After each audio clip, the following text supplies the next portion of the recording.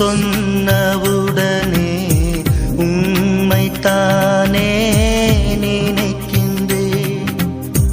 உம்மை அறிந்த நாளில் இருந்து உம்மை அண்டி கிடக்கின்றேன். அன்பு